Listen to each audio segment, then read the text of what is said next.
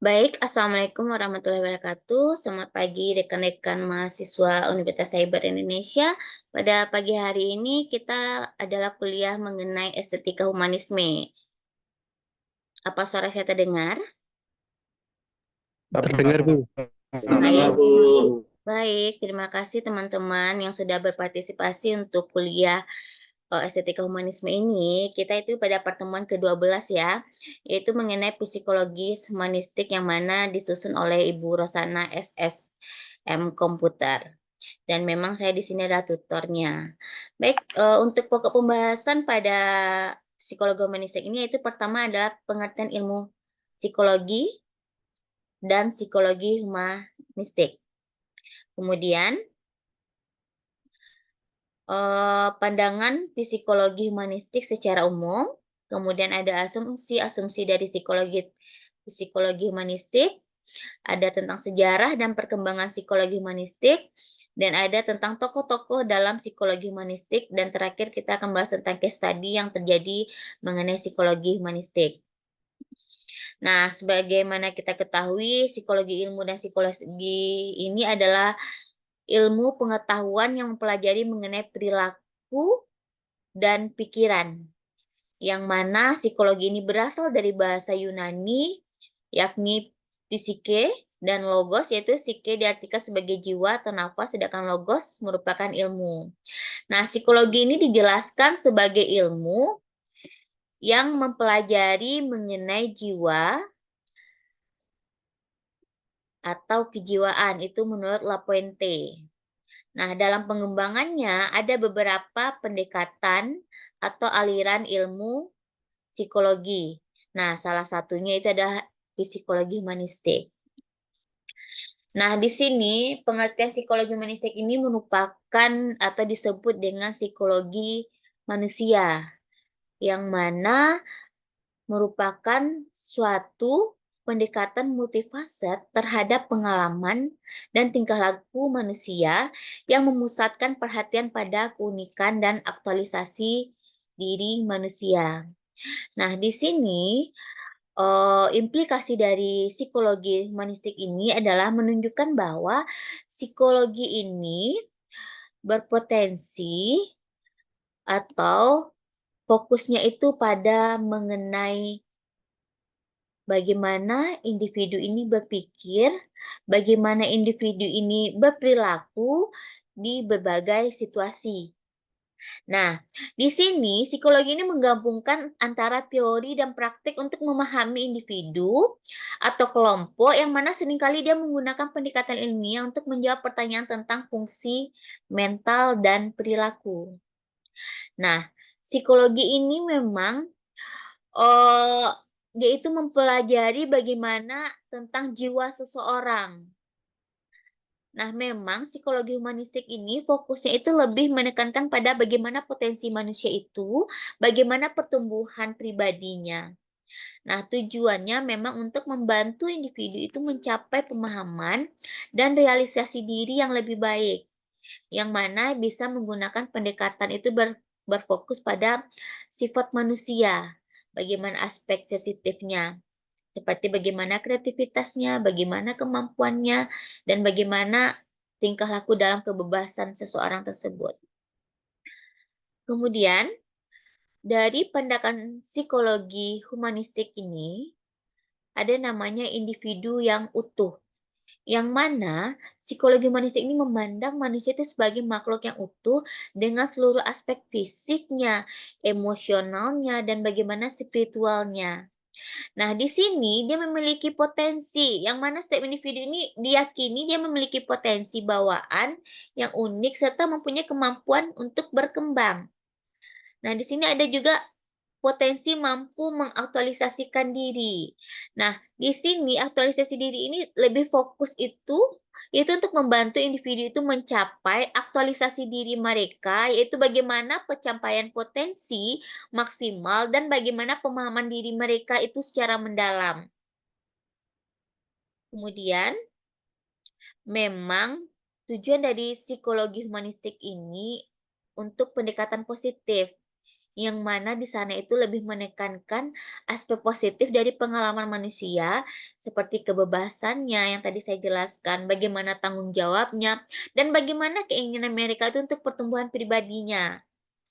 Jadi, eee, psikologi humanistik ini responnya itu bagaimana mengisi kekosongan yang dirasakan dalam psikoanalisis dan behaviorisme mereka itu lebih menekankan bagaimana mereka itu bisa melakukan makna hidupnya, kemudian bagaimana pengalamannya. Kemudian, dalam pandangan psikologi humanistik ini hadir menolak asumsi dari pendekatan psikodinamika yang mana menekankan pada ketidaksadaran dan hal naluriah yang mempengaruhi seseorang dalam bertindak dan berperilaku. Nah, di sini maksudnya psikologi humanistik menolak pendekatan psikodinamika yang menekankan pada ketidaksadaran dan faktor naluriah ini sebagai pendorong utama perilaku manusia, yang mana pendekatan ini dianggap terlalu deterministik dan kurang memperhitungkan kesadaran atau kehendak dari setiap individu.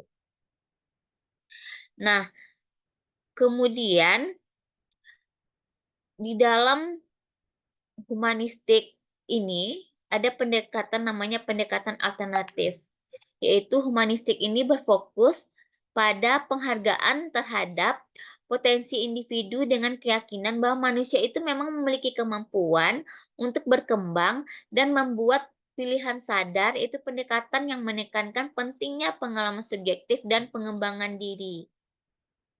Jadi, pendekatan behavioristik ini memang fokus pada bagaimana penguatan atau stimulus maupun respon atau perilaku yang dianggap itu tidak manusiawi karena penggunaan hewan dalam penelitiannya. Nah, asumsi dalam psikologi humanistik ini, manusia ini memiliki kehendak bebas atau free will untuk bergerak. Nah, individu ini pada hakikatnya itu memiliki potensi dan mampu memaksimalkan dirinya. Hal ini didasarkan pada latar belakang pendekatan psikologi humanistik yang didasari oleh prinsip eksistensialisme, yaitu bagaimana si individu ini memiliki kehendak bebas untuk menjalani kehidupannya dan mampu bertanggung jawab atas dirinya sendiri. Itu asumsi dari psikologi humanistik. Nah, kemudian individu ini juga memiliki kemampuan untuk mengaktualisasikan dirinya. Tadi sudah saya jelaskan sedikit. Yaitu individu ini memang memiliki dasar kebutuhan di dalam hidupnya, yaitu bagaimana mereka itu bisa mendorong pada aktualisasi diri mereka tentang menyangkut pada pertumbuhan psikologisnya, yaitu bagaimana kepuasan di dalam hidup mereka itu sebagai dasar motif manusia. Jadi kondisi individu ini teman-teman tidak mampu mengaktualisasi dirinya tuh terkadang tuh menjadi hambatan pada kepuasan individu di dalam diri individu itu sendiri. Nah, memang sejarah dan perkembangan psikologi ini merupakan aliran dalam psikologi yang muncul pada tahun 1950 dengan akar pemikirannya dari kalangan eksistensialisme yang berkembang pada abad pertengahan. Nah, pada akhir tahun 1950, para ahli psikologi ini seperti Abraham, Carl Roger, dan Carl Mustek mendirikan sebuah asosiasi profesional yang itu merupakan kajian khusus mereka tentang keunikan manusia, seperti tentang diri mereka, aktualisasi dirinya, bagaimana kesehatannya, bagaimana harapannya, bagaimana cintanya, dan bagaimana kreativitas, hakikat individualitas, dan sejenisnya. Makanya adanya namanya psikologis humanistik. Kemudian Abraham ini mengatakan bahwa teori humanistik ini Abraham ini dianggap sebagai bapak psikologi humanistik yang menghadirkan teori komprehensif atau menyeluruh, sangat jelas menunjukkan bahwa orientasi humanistik ini memiliki pengaruh yang didasarkan terhadap pemikiran modern mengenai perilaku manusia. Kemudian, Abraham Maslow ini menganggap bahwa teori Maslow ini didasarkan pada anggapan bahwa setiap individu ini memiliki dua hal di dalam dirinya. Pertama, mereka itu mempunyai usaha positif untuk berkembang. Kemudian, adanya kekuatan untuk melawan atau memberi penolakan terhadap perkembangan itu. Berarti ada dua teori yang ada di dalam setiap diri kita. Kemudian, dalam menurut Abraham Somad itu, dalam aktualisasi diri ini ada pengembangan diri mereka, bagaimana pemenuhan ideologi mereka, kemudian mereka bagaimana penghargaannya, bagaimana pencapaian status tanggung jawabnya, reputasinya. Nah, untuk sosialnya ada afeksi, ada relasi, dan ada keluarga. Nah, untuk rasa amannya ada keamanan, ada keteraturan, dan ada stabilitas dalam diri mereka sendiri. Nah, untuk fisiologisnya, nah itu kebutuhan bagaimana makanannya, bagaimana minumannya, bagaimana tidur dan pakaiannya. Sedangkan menurut Carl Roger, yang merupakan tokoh juga yang memberikan pengaruh besar pada psikologi humanistik, menurutnya seseorang yang mampu melakukan aktualisasi atas dirinya itu, Roger berpendapat bahwa mereka itu dapat memberikan pengaruh pada masa sekarang, namun hal yang dapat dilakukannya adalah fokus pada keadaan saat ini dan hari ini. Jadi, setiap individu ini memiliki potensi dan kemampuan untuk memahami dirinya sendiri hingga dapat berfungsi seutuhnya dan mencapai aktualisasi diri. Nah, menurut Carl Rogers ini, organisme adalah makhluk fisik yang ada dengan semua fungsinya, baik itu secara fisik maupun psikis. Konsep atau konsep diri diartikan oleh Roger ini merupakan persepsi tentang karakteristik saya atau I atau me.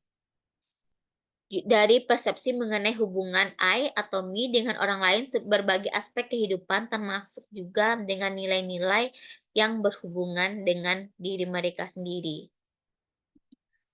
Nah, jadi limitasi psikologi humanistik ini memang mendorong seseorang itu untuk mampu melihat potensi atas dirinya hingga mendorong individu itu untuk bertanggung jawab atas dirinya sendiri. Nah, bagaimana psikologi humanistik itu menggunakan pengalaman subjektif dari individu itu sebagai acuannya. Nah, memang dianggap sebagai sesuatu yang sulit untuk diukur secara objektif.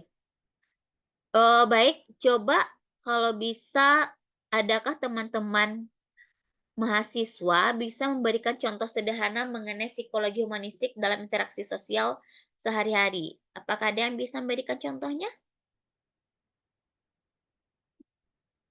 Ada teman-teman? Bisa memberikan contohnya? Ini dia tuh kasar. Ada? Dulu dibikin saya. Nah, mungkin di dalam psikologi humanistik ini contohnya itu dengan cara seseorang bisa memberikan pujian yang tulus pada temannya. Nah, mungkin dalam situasi temannya tersebut bisa memberikan pujian karena proyeknya bisa terselesaikan. Nah, dengan aksi humanistik ini bisa kita itu sebagai pendengar dengan penuh perhatian, dengan memberikan pujian tulus tentang apa yang mereka lakukan. Nah, misalnya kita bisa memberikan pujian kepada orang tersebut bahwa dia memang hebat dalam menyusun strategi untuk proyeknya. Nah, kemudian mungkin kita itu juga bisa menjadi pendengar yang aktif. Nah, apabila seseorang curhat kepada kita, nah kita bisa menjadi pendengar yang baik ya. Mungkin semuanya pernah menjadi pendengar yang baik ya. Apakah yang bercerita itu temannya, sahabatnya, atau orang tuanya, atau teman terdekatnya. Nah, kita bisa memberikan, reaksi dengan memberikan empati dengan cara mungkin mengangguk atau memberikan dukungan, atau kita bisa mengajukan pertanyaan yang menunjukkan bahwa kita itu peduli ya dan tertarik dengan apa yang mereka katakan. Itu salah satu contoh sederhana tentang psikologi humanistiknya. Mungkin teman-teman ada yang ingin bertanya mengenai teori yang saya bagikan? Bagaimana teman-teman mahasiswa? Atau memberikan sharing mengenai case tentang psikologi humanistik? Izin bertanya, Bu, Baik, silakan terkait Mas Bimo. psikologi humanistik ini apakah bisa dipastikan kita tahu tanpa melihat karakteristik si manusianya itu, Bu, perilakunya dan lain, apakah bisa gitu, Bu, kita melihat psikologi humanistiknya, Bu? Baik, seperti tadi yang tadi dijelaskan kan psikologi humanistik ini merupakan satu pendekatan ya.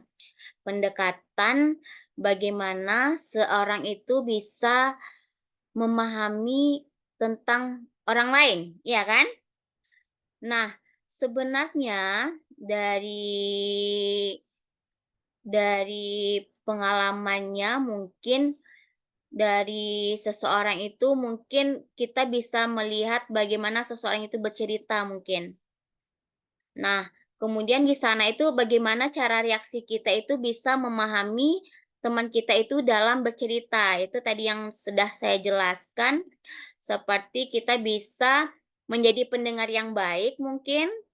Nah, kemudian mungkin kita bisa, menghargai seseorang. Nah, itu salah satu dari karakter psikologi humanistik. Gimana Mas Bimo atau mungkin ada yang lain? Ingin merespon mengenai Mas Bimo atau men-sharing? Mas Bennett, Mas Ropi, Mas Anton, sebelum kita kembalikan pada Mas Bimo, Mas Efran, Mas Ahmad, gimana Mas Bimo? Berarti artinya kita harus ada interaksi dengan orang Dengan seseorang, tersebut, iya. ya Jadi kita harus tahu dulu, berkenal dulu, ya nah, ngobrol dulu, ya, Bu, ya. iya benar. Makanya dibilang orang kan, "Tak kenal maka tak sayang." Nah, memang kita bisa membaca seseorang tersebut bagaimana karakternya memang dengan cara kita bersosialisasi dulu dengan orang tersebut. Nah, mungkin ada salah satu mungkin ya case mungkin di kampus saya mungkin ada tendik yang baru masuk, dengan cara tatapannya itu saya menggambarkan bahwa orang itu jutek atau, orangnya itu agak gimana gitu. Ternyata setelah kita kenal, ternyata orangnya itu baik. Nah, jadi kita tidak bisa membaca seseorang itu dengan hanya melihat sekilas saja. Kita memang harus bersosialisasi dengan orang tersebut. Nah, misalnya di dalam hubungan saja, biasanya ya, karena kita semuanya sudah itu ya, mungkin ada yang sudah nikah atau memang sudah dewasa, mungkin saya memberikan contohnya. Kita misalnya dalam berhubungan dengan seseorang, kita bisa melihat karakter seseorang tersebut, mungkin orangnya temperamen, itu mungkin dalam kita kenalan secara jauh, mungkin dalam 2 tahun. Kalau setahun mungkin mereka bisa menutupi kekurangan mereka dengan memberikan yang bagus-bagus atau memperlihatkan yang bagus-bagus saja kepada seseorang. Tetapi setelah 2 tahun itu mungkin akan kelihatan sifat aslinya. Jadi kalau teman-teman ingin mengenali orang, atau ingin itu sebaiknya lebih kenal kenal dulu orangnya. Karena mungkin kalau dalam 1 tahun menjalin hubungan atau 2 tahun itu mungkin belum terlalu nampak kelihatan bagaimana sifat orang tersebut. Mungkin teman-teman yang lain mungkin ada yang berpendapat yang lain? Mungkin dari kisahnya kita bisa sharing karena kita memang belajar tentang psikologi humanistik ya. Jadi memang itu suatu pengalaman yang memang pernah terjadi dan pasti akan terjadi pada setiap orang. Bagaimana teman-teman yang lain? Bagaimana Mas Bimo?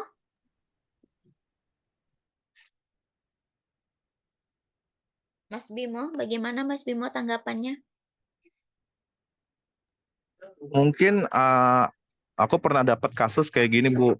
Ya, Ada satu teman di saat aku udah kenal sama dia, seiring waktu berjalan dia mempunyai suatu keburukan. Aku memperbaiki keburukan itu dalam arti berbicara dengan baik, sharing yang baik. Namun tetap kadang yang keburukan itu susah untuk diperbaiki. Nah, kadang aku bingung untuk caranya gimana atau gimana gitu, Bu. baik. Ya, memang benar ya. Mungkin boleh tahu Mas Bimo dalam kenalan sama orang tuh mungkin kelihatan sifat buruknya itu udah berapa lama? Lumayan lama Bu, sekitar setahun. Tapi kan Hmm. eh, karena aku anggapnya teman gitu kan, ya udah dia punya karakteristik seperti ini, jadi aku nggak mau kayak mendalaminya lagi gitu Bu. Iya. Itu kalau boleh tahu itu mengenai seseorang yang Mas Bimo lagi PDKT atau konteksnya hanya teman? Kontak teman Bu, satu rekan kerja gitu Bu, misalkan seperti itu.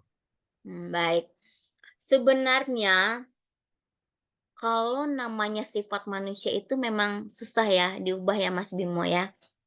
Apalagi biasanya kalau kita hanya sekedar rekan mahasiswa, cuma hanya sekedar rekan kerja, mungkin untuk mengubah sifatnya itu memang susah Mas Bimo, kalau memang bukan dari hati mereka sendiri.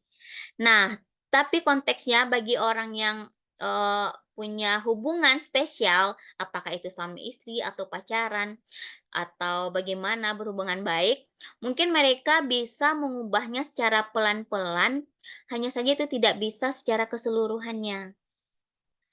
Nah, seperti itu Mas Bimo. Cuma kalau untuk rekan kerja itu rasanya agak memang sulit ya Mas ya, semakin padahal niat kita baik ya, ngasih tahu, "Ih jangan kayak gini ya, gini gini gini," agar mereka itu tidak, apa, tidak dibenci atau tidak disukai orang lain. Nah, terkadang niat kita baik itu belum tentu seseorang itu nerima baik. Jadi kalau kita hanya sekedar batas rekan kerja mungkin kalau nggak dekat, kalau nggak ada apa ya, mungkin agak susah dihilangkan itu Mas Bimo. Karena merupakan karakter seseorang. Makanya kalau di dalam berteman saja kita misalnya berteman saja itu kita memang butuh proses juga untuk mendalami seseorang itu bagaimana orangnya. Jadi tidak segampang itu gitu Mas Bimo, kita harus mengubahnya. Contohnya saja mungkin pada anak kita ya. Nah, anak kita itu kita pun mengajarnya atau sifat buruknya yang tidak kita suka itu memang tidak secara gampang itu tuh diubah, itu memang secara pelan-pelan, memang butuh waktu yang sangat lama, Mas Bimo. Seperti itu, Mas Bimo. Baik, mungkin ada case yang lain mungkin teman-teman? Sebenarnya masalah psikologi humanistik Izin ini enak bertanya ya Bu, boleh? dibicarakan. Iya, silakan Mas Efran. Silakan Mas Efran. Ini Bu, bagaimana pandangan? Ya, Bagaimana? izin bertanya, nih, Ya. bagaimana pandangan psikologis humanisme dalam konteks konsep kebebasan dan tanggung jawab individu? Bagaimana pandangan psikologi humanisme pada apa, Mas? Konteks konsep kebebasan dan tanggung jawab individu. Konsep kebebasan dan tanggung jawab individu. Oke, mungkin ada teman-teman yang lain ingin menjawab pertanyaan Mas Efran? Saya pakai mikrofon dulu biar terdengar. Nah, mungkin ada teman-teman yang lain bisa membantu atau menjawab pertanyaan Mas Bimo sebelum saya menjawab? Ada? Ada? Nah, untuk terkait tentang pandangan pandangan, pada konteks kebebasan dan tanggung jawabnya, yaitu pada psikologi humanistik ini percaya bahwa setiap individu ini memiliki kebebasan untuk membuat keputusan dan memilih arah hidup mereka sendiri. Nah, berarti manusia itu tidak sepenuhnya ditentukan oleh faktor-faktor luar seperti lingkungan atau kondisi biologis mereka, melainkan dari diri mereka sendiri. Nah, bagaimana mereka bertindak, yaitu untuk kebebasan memilih yang pertama ya. Yang kedua, pandangan psikologis itu mengenai tanggung jawab pribadi, yaitu individu itu harus bertanggung jawab atas pilihan dan tindakan mereka. Nah, tanggung jawab tersebut bisa mencangkup bagaimana konsekuensi atas dari keputusan mereka sendiri. Apabila mereka itu berbuat baik atau positif tentang dirinya, maka hasil yang mereka dapatkan juga positif. Tetapi jika negatif, maka hasil yang didapatkan juga negatif. Nah, kemudian yang ketiga, yaitu ada namanya potensi pertumbuhan, yang mana kebebasan dan tanggung jawab mereka itu merupakan elemen penting untuk mencapai bagaimana potensi penuh pada seseorang. Nah, di sini peran dari psikologi humanistik ini menekankan bahwa kebebasan untuk memilih dan tanggung jawab atas pilihan tersebut ini bagaimana mereka itu individu dapat mengejar aktualisasi diri mereka dan bagaimana pertumbuhan pribadinya. Nah, kemudian ada juga tentang pandangan psikologis ini tentang konteks kebebasan dan tanggung jawabnya itu juga pada hubungannya dengan orang lain. Nah, di sini dalam kebebasan individu, psikologi humanistik ini mengakui bahwa pentingnya hubungan interpersonal yang mendukung, yaitu kebebasan dan tanggung jawab individu ini seringkali berkembang dalam konteks hubungan, bagaimana mereka memberikan empatinya, bagaimana mereka itu saling menghargai.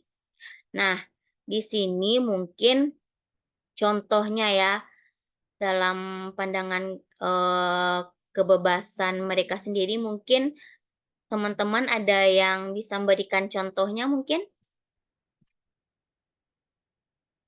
Ada?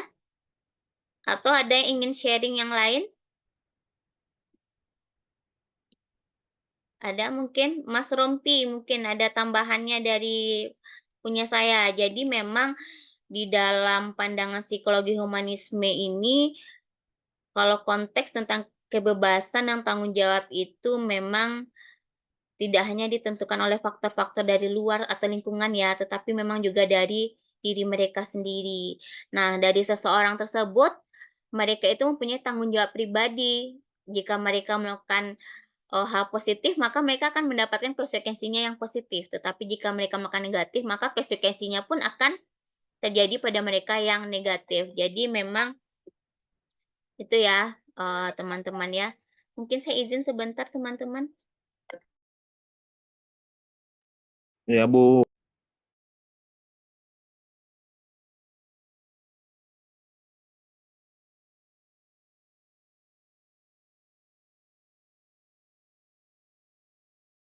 Oke, salam. Baik, bagaimana Mas Efran? Jadi seseorang itu mempunyai kebebasan sendiri ya teman-teman ya. Nah di sana mungkin tidak hanya faktor diri mereka sendiri, tetapi juga mungkin ada faktor lingkungan. Mungkin Mas Efran bisa memberikan contoh salah satunya mungkin dalam case atau kasusnya Mas?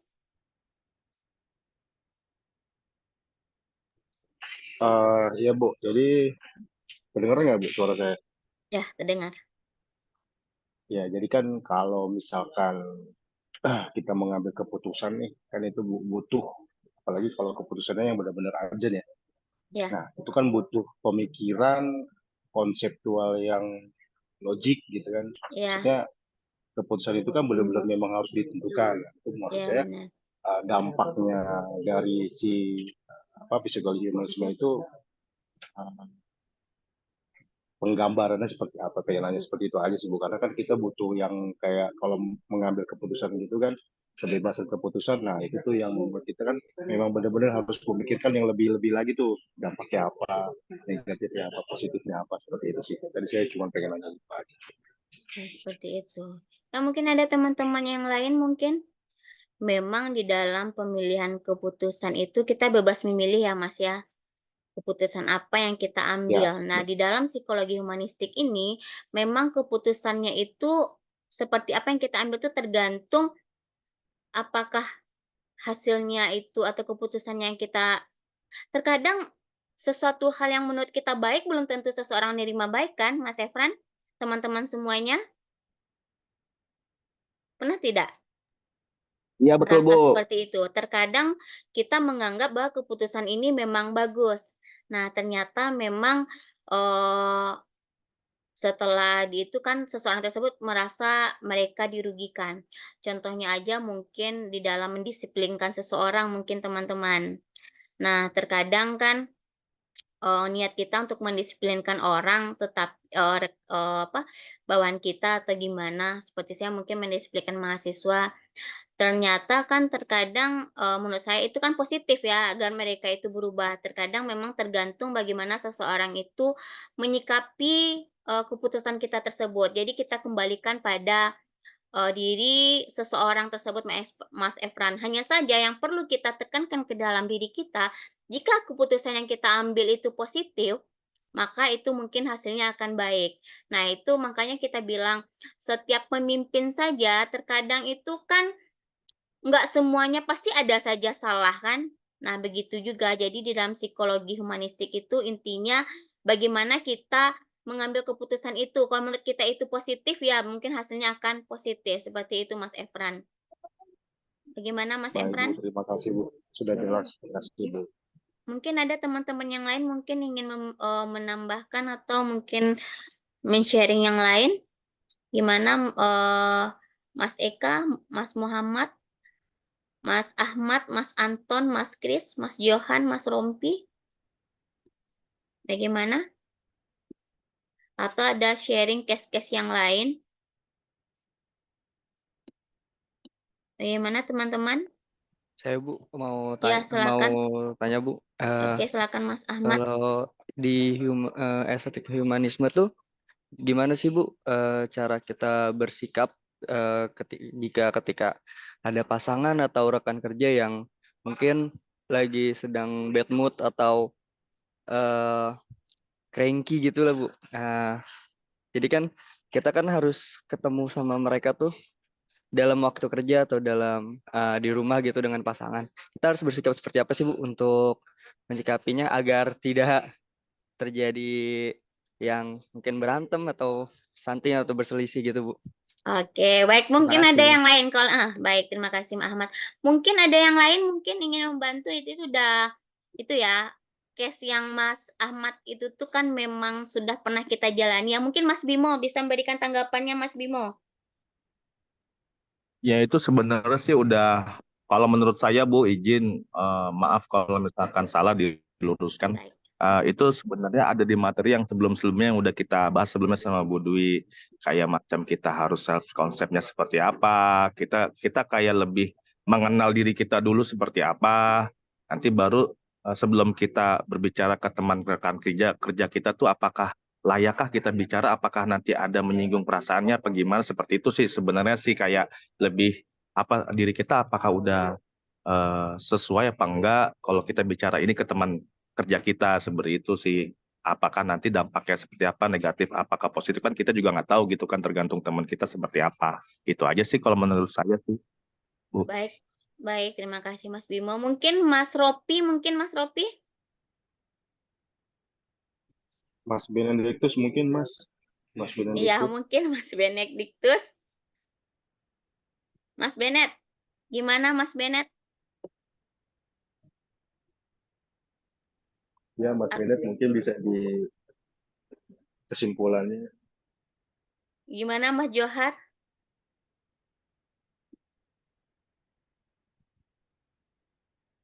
Bagaimana Mas Anton, Mas Kris? Nah, Mas Efran lah kalau gitu. Yang masih lainnya nggak ada suaranya, mungkin lagi kerja ya, saya Ya juga kurang tahu. kalau dari saya sih ya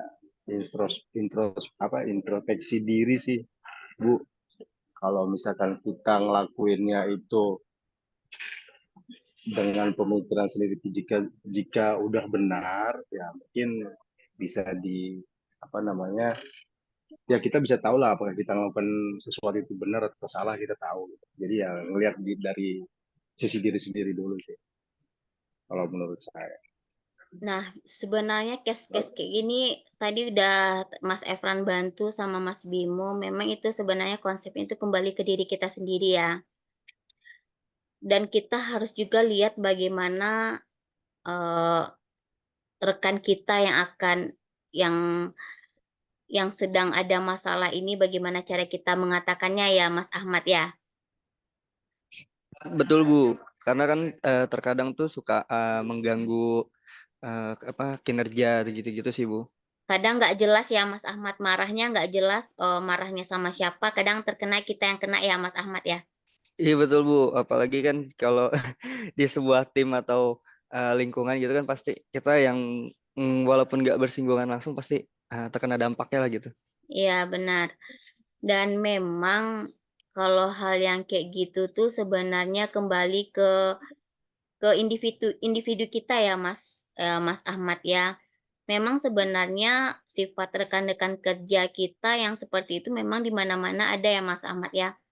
Terkadang dia Betul. nggak moodnya sama orang, terus ngegasnya ke kita. Nah, bagaimana cara kita menanggapinya seperti itu ya Mas ya. Dan Betul Bu. mungkin kalau dari pribadi saya sendiri mungkin, kalau memang sih di tempat saya bekerja mungkin ada 1, 2 orang yang seperti itu.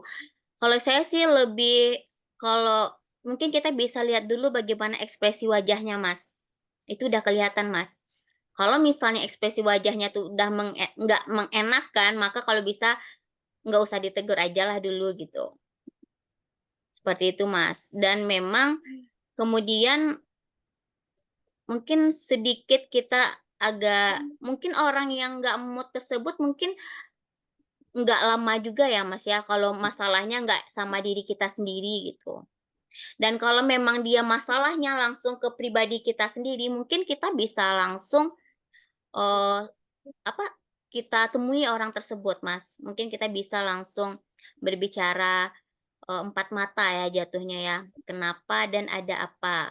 Dengan cara kita mengendalikan dulu emosi kita. Seperti itu Mas, agar tidak terjadi hal yang tidak diinginkan. Seperti mungkin kita bertengkar. Karena memang nggak enak ya di dalam satu tempat kerja itu kita mempunyai hubungan yang tidak baik dengan rekan kerja kita sendiri gitu. Seperti itu Mas Ahmad. Mungkin Mas Ahmad gimana Mas? Baik Bu, terima kasih Bu atas masukannya, sangat membantu sih. Jadi memang Mas Ahmad kalau kalau sama pasangan itu beda ya, kalau sama orang itu juga beda ya. Kalau sama pasangan, kalau misal pasangannya nggak mood, jangan didiamin ya.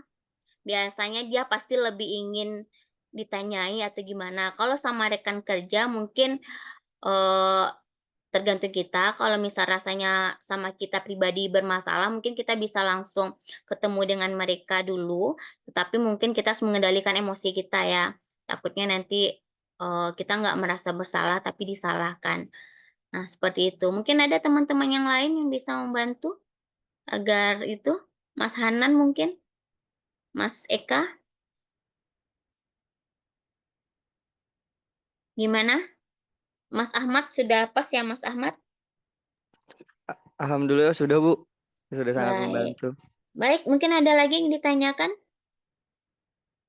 Sebenarnya pembelajaran estetika humanisme itu memang pembelajaran itu bagaimana kita memanusiakan manusia ya. Yang mana kita tidak hanya memikirkan diri kita sendiri, tetapi kita juga bisa memikirkan atau memahami orang tersebut gitu. Walaupun kita tidak bisa sepenuhnya memahami orang tersebut.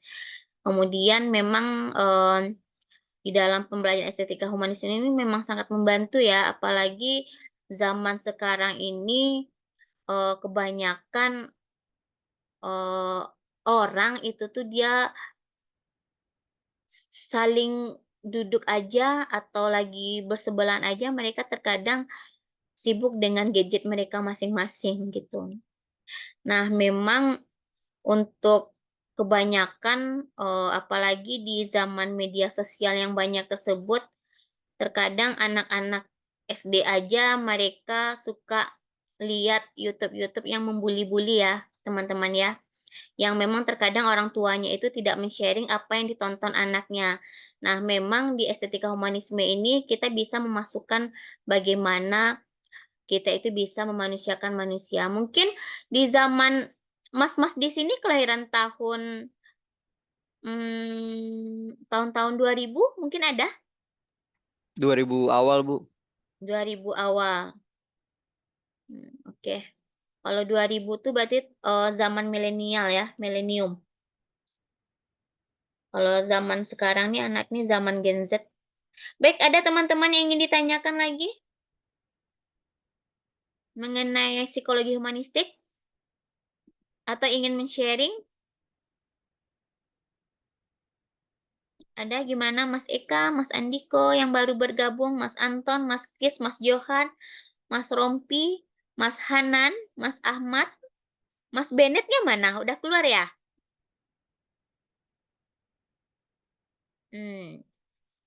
Oh, Mas Bennett gimana Mas Bennett? Iya Bu, maaf Bu tadi lagi kerja Bu. Iya. Oh iya, baik Mas. Mungkin Mas ada yang ingin sharing atau gimana Mas? Ya, Mas Bennett coba sendiri terkait psikologi humanisme. Atau Mas Anton? Bagaimana teman-teman? Atau kita cukupkan? Atau ada yang ingin ditanyakan? Saya Bu ingin bertanya, Silakan Mas Anton. bagaimana cara kita menerima ketika kita merasa menyesal dengan hal-hal kecil gitu Bu. Kayak misalnya Baik. kenapa saya kagak ngelakuin ini, atau mungkin kenapa saya ngelakuin itu. Kayak gitu sih Bu, hal-hal yang kecil yang sebenarnya nggak masalah bagi orang lain, tapi menurut kita nyesel ngelakuinnya kayak gitu Bu. Nah, berarti Mas Anton ini orang yang nggak enakan sama orang lain ya? Iya Bu. Nah, memang sih kalau karakter kayak gitu memang ada ya. Tetapi yang harus biasanya kita nggak enakan sama orang lain itu mungkin kalau udah kita klarifikasi atau kita clearkan mungkin itu udah habis tuh loh Mas. Tapi kalau seandainya kita nggak langsung clearkan itu mungkin akan selalu keingat jadinya. Jadi kita nggak enakan sama orang lain. Jadi kalau misalnya kita ada melakukan hal-hal yang mungkin kurang disukai orang lain, mungkin kita bisa langsung klarifikasinya, Mas. Kalau enggak mungkin akan jadi kepikiran juga sih. Sebenarnya tipe orang kan banyak ya, ada orang yang nggak enakan, ada orang yang cuek, atau ada orangnya gimana gitu. Gimana Mas Anton? Bagusnya Mas Iya, Bu. klarifikasi langsung, Mas. Iya benar Bu, emang kepikiran terus kalau dia gimana tanggapannya gitu. Iya benar, makanya Iya. kalau kita orang tipe orang nggak enakan tuh memang kita langsung klarifikasikan langsung Mas, karena sebenarnya biasa aja ya menurut orang tersebut ya, tetapi mungkin karena seandainya kita diposisikan jadi orang tersebut kita nggak suka kan? Iya betul Nah, Bu. makanya kita kan kembalikan ke diri kita. Mungkin kalau hal kayak gitu kita bisa klarifikasi langsung ke orang tersebut Mas, biar kita lebih enakan lagi. Seperti itu Mas Anton. Baik. Mungkin ada lagi tambahan yang lain, teman-teman? Ada? Kalau rasanya kita bilang pas, maka kita akhiri perkuliahan ini. Tapi jika rasanya ada kurang pas atau ada yang ingin ditanyakan, mungkin bisa langsung kita bahas, teman-teman semuanya. Semuanya nggak nampak wajahnya dan suaranya juga nggak keluar. Kadang saya juga bingung. Makanya saya suka absen. Gimana Mas Bimo, Mas Ropi, Mas Ahmad, Mas Benit, Mas Johan, Mas Anton, Mas Fajri, Mas Efran, Mas Hanan, Mas Kris, dan Mas Eka? Apa ada tanggapan yang lain atau ada yang ingin ditanyakan? Atau rasanya cukup? Cukup, Bu. Gimana Mas Bimo? Kalau aku cukup Bu, udah. Cukup ya? Iya saya cukup. Senyum, Bu. Baik, sebenarnya jika tidak di sini kita Zoom, mungkin kalau ada pertanyaan cukup. mungkin bisa di WA aja ya Mas ya. Terkadang memang di diskusi ini kadang karena udah notifikasinya udah banyak kan, jadi kadang nggak kebaca.